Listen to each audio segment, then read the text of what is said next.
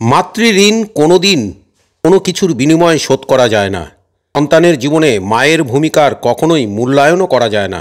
মায়ের ঋণ শোধ করা যায় না বলেই প্রবাদ রয়েছে, কুসন্তান যদি বা হয়, কুমাতা হয় না। সন্তানের প্রতি মায়ের আপত্ত স্নেহ ও ত্যাগের মূল্যায়নের চেষ্টা করাটা সত্যিই মূর্খামির। জন্মদাত্রী সেই মাকে তার সন্তানরা অমর করে রাখবেন এমনটাই স্বাভাবিক হলেও বর্তমান বৃদ্ধাশ্রম ও পারিবারিক হিংসার বারবারন্তে তা যে আর সচরাচর দেখাই যায় না এমনটা সকলেই বলে থাকেন। কিন্তু বালুরঘাটের প্রয়াত শিক্ষিকা বিথিকা দত্তকে তার সন্তানেরা শুধু অমরত্বই দেন নাই, মুমূর্ষুদের জীবনদানের মাধ্যমে জন্মদাত্রী মাকে বাঁচিয়ে রেখেছেন তারা। সমাজসেবা ও সাংস্কৃতিক ক্ষেত্রে অতি পরিচিত দুই ভাই বালুরঘাটের তুষারকান্তি দত্ত ও জগন্নাথ দত্ত। বিথিকা দত্তর সন্তান এই দুই ভাই প্রতি বছর ২৬শে ফেব্রুয়ারি তাদের মায়ের মৃত্যু দিনটিকে একেবারেই অন্যভাবে পালনের মাধ্যমে মুমূর্ষুদের বাঁচিয়ে তুলছেন।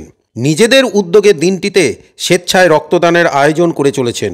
শুধু রক্তদানের মাধ্যমেই নয়, সেই সঙ্গে মায়ের স্মৃতিতে রক্তদাতা ও অন্যান্যদের হাতে ফলের গাছসহ ঔষধি গাছের চারাও উপহার দিচ্ছেন, যে চারা গাছগুলি নিজেরাই তারা বাড়িতে তৈরি করে থাকেন।